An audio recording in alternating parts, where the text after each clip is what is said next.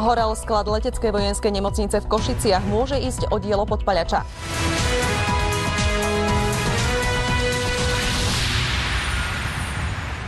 V sklade leteckej vojenskej nemocnice v Košiciach vypukol skoro ráno požiar. Hasiči ho likvidovali niekoľko hodín. Podľa predbežných informácií je možné, že požiar niekto úmyselne založil. Požiar vypukol krátko po 3:30 ráno. Napriek rýchlemu zásahu hasičov jeden zo skladov zhorel úplne do tla.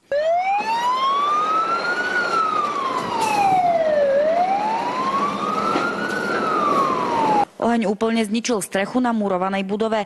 Vnútri skladu horeli matrace a deky. Počas hasenia sa postupne zrútila celá drevená strešná konštrukcia. Hasičom prácu navyše sťažovali železné regály a postele, ktoré bolo potrebné vyniesť von. Po prijazde na miesto udalosti bolo zistené, že požiarom je zachvatený celý sklad, všetky jeho miestnosti. Požiar likvidovala desiatka hasičov s 3 cisternami.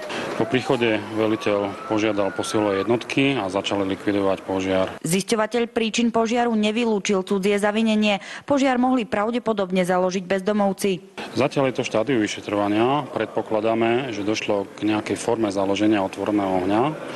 Doposiaľ ale nevieme vylúčiť ani potvrdiť, či to bolo založené úmyselne alebo z nedbanlivosti.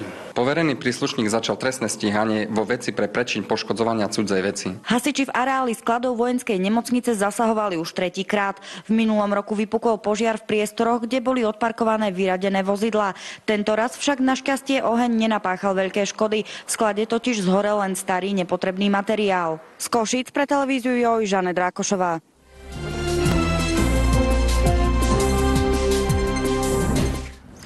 Rozsiahly požiar dnes zachvátil sklady vojenskej nemocnice v Košiciach.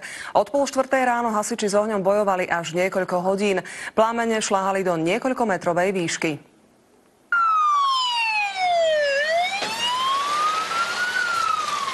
Horeli vyradené postele, deky, obväzovy a iný zdravotnícky materiál. Plamene šľahali až do 3-metrovej výšky nad budovu. Počas zásahu sa zrútila celá drevená strešná konštrukcia. V objekte neboli nejaké lieky ani chemikálie. Škody na majetku nemocnice podľa odhadov nie sú veľké, keďže išlo o vyradený materiál. V týchto miestach však nehorelo prvýkrát. Iba v lani tu hasiči pri podobných požiaroch zasahovali 3-krát. Príčina je však tá istá. Objekty pravdepodobne niekto podpálil úmyselne. Ešte aj v týchto chvíľach sa z požiaroviska dymí, oheň však už hasiči uhasili.